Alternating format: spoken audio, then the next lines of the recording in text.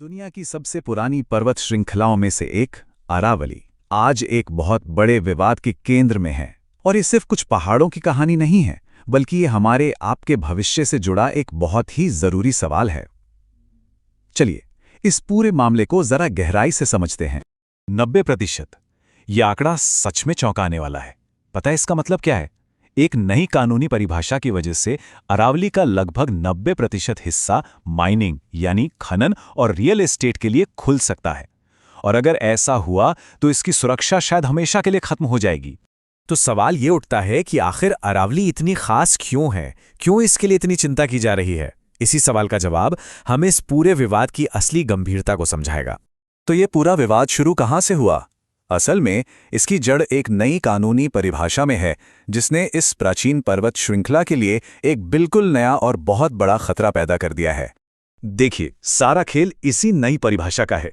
इसके मुताबिक माइनिंग के लिए अरावली सिर्फ उसी हिस्से को माना जाएगा जो 100 मीटर या उससे ज्यादा ऊंचा हो। अब सुनने में तो ये एक छोटा सा टेक्निकल बदलाव लगता है ना?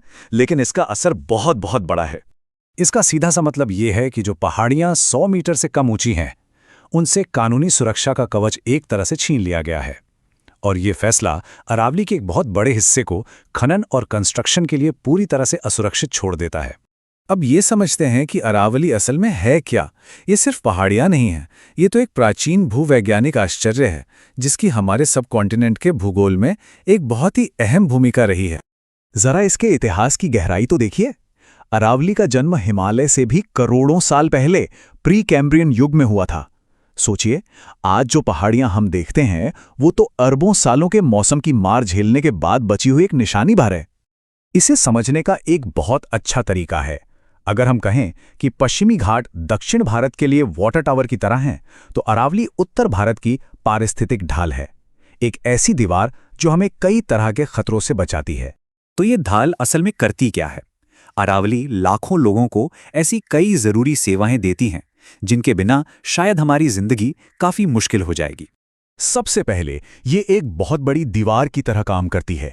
ये पश्चिम में थार रेगिस्तान से आने वाली धूल और रेत को रोकती है।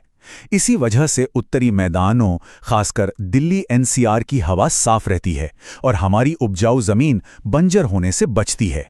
हवा के साथ साथ अरावली पानी का भी एक अनमोल खजाना है। इसकी झरझरी चट्टानें, जिन्हें पोरस रॉक्स कहते हैं, एक विशाल स्पंज की तरह काम करती हैं।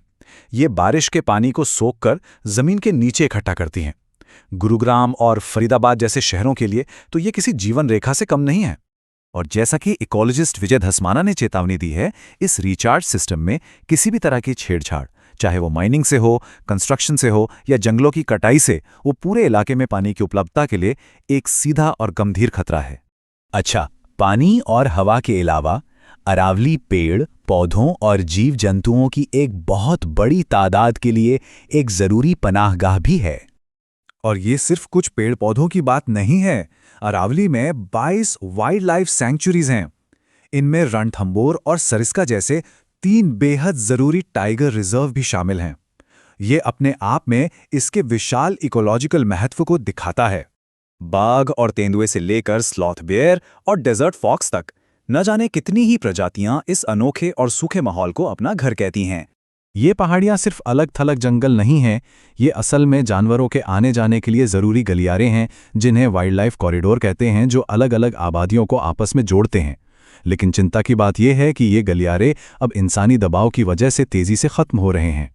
तो अब हम वापस उसी सवाल पर आते हैं जिससे हमने शुरुआत की थी। आज अरावली को किन किन खतरों का सामना करना पड़ रहा है, और ये खतरा एक नहीं बल्कि कई परतों में है। खतरा सिर्फ एक तरफ से नहीं बल्कि कई तरफ से है। शहरीकरण जंगलों की कटाई कर रहा है, वो नई कानूनी परिभाषा इसकी सुरक्षा को कमजोर कर रही है, और इन सब के ऊपर से एक नया आर्थिक दबाव भी बन रहा है। अरावली में लिथियम, ग्राफाइट और रेयर अर्थ एलिमेंट्स जैसे क्रिटिकल मिनरल्स पाए जाते हैं। ये आज की टेक्नोलॉजी, इलेक्ट्रिक गाड़ियों और एनर्जी की ज़रूरतों के लिए बेहद ज़रूरी हैं। और तो और सुप्रीम कोर्ट ने भी इनके खनन के लिए एक अपवाद बनाने की बात कही है, जिससे संरक्षण की ये चुनौती और भी ज़्यादा जटिल हो गई है। तो आज हम एक दोराहे पर खड़े हैं। एक तरफ अरावली की अरबों साल पुरानी जीवन देने वाली भूमिका है, और दूसरी तरफ हमारे आज के विकास की मांगे। सच में ये एक बहुत ही मुश्किल संतुलन है। और यही आज का सबसे बड़ा सवाल है। क्या भारत अपनी सबसे पुरानी पर्वत श्रृंखला के लिए संरक्षण और प्रगति के बीच एक सही रास्ता खोज पाएगा? इसका जवाब जो भी हो, वो हमारा भविष्य जरूर तय करेगा।